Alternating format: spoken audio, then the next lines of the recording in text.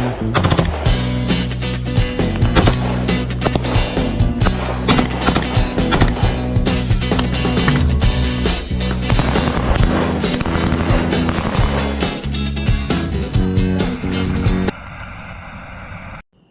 essentially, many of you are asking for the credit to these sources that I used in my videos, and so I'm going to be presenting my sources today.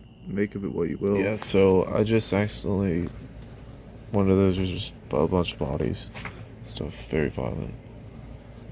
But this is the road to Kursk. Now, due to strategic reasons, you can see a delay when official sources do publish footage.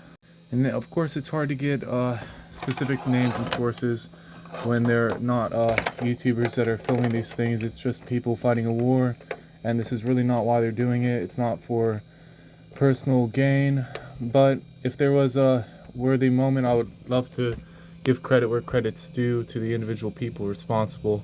If you want to hit me up, if you feel that I've covered your video in the past or a clip that has you featured, I would love to interview you in a podcast, or we could work something out like that. I'd love to do an interview in general.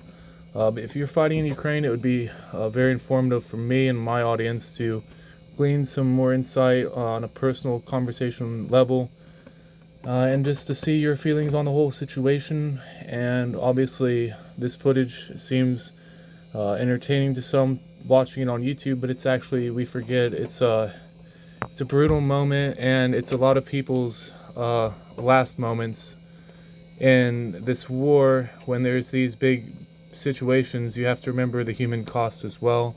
So I'm very curious about the human cost of this war, and what it takes mentally, and how it can deteriorate soldiers, obviously, who are stuck in this attrition.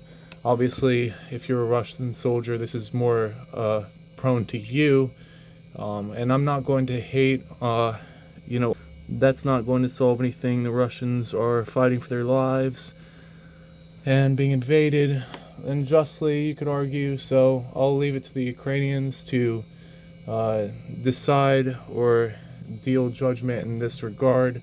Though the Ukrainians seem to have much greater morals, morale.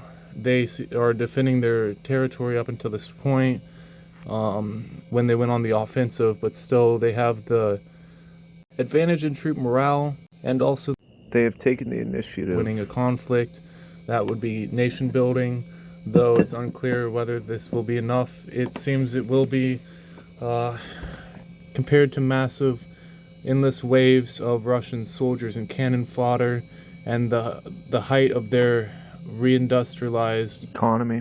I have to be extremely careful here, because, like, for instance, some of these are just bad, just like very graphic. So here's the official Ukraine channel. This is the one I'd probably promote the most. It's more educational. I would say it's more, they post some articles sometimes, it's all in Russian, but I think they have an English version. This isn't even the one where they post combat footage, my bad. They have multiple, well, here's just the war in Ukraine. It's more like just like propagandist pieces, but it's essentially GM's another good one. But they can get kind of crazy too. Freaking, like, definitely can. I don't even want to go any further with UGM, to be honest. I don't know, yeah, that's us. I don't know about that at all. Ooh-wee. But essentially, yeah, so we have here, I don't even know what this one is. Looks pretty crazy, a lot of good footage. See, I don't just use just any old footage though.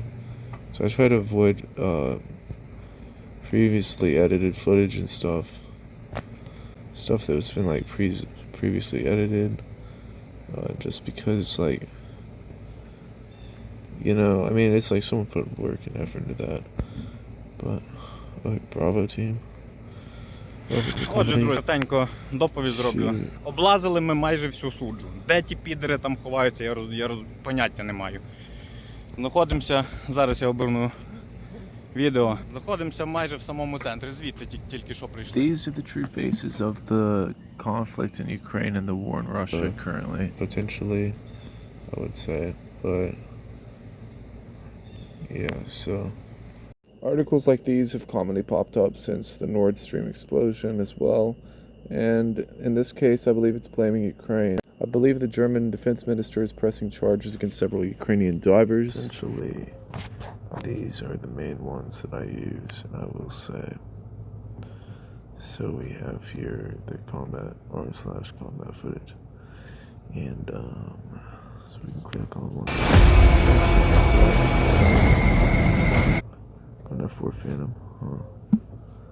Turkish F4 Phantom, I guess supplied by NATO. They really should not be in NATO, but it's actually quite annoying because Discord or Telegram's always just downloading all the content, bro. Like, but yeah. I thought I owed it to many of my subs to do a video on my sources for a lot of this footage from Ukraine. So a lot of it's from a third-party source, our combat footage. That would be Reddit/combat footage. That is what it is. So here we go. Oh, that's probably old. Yeah. They post some old footage as well sometimes. This is new. Это что такое? Now there's a Turkish. Это что такое? So yeah, these are good official Telegram groups. Че, реально? Good kill.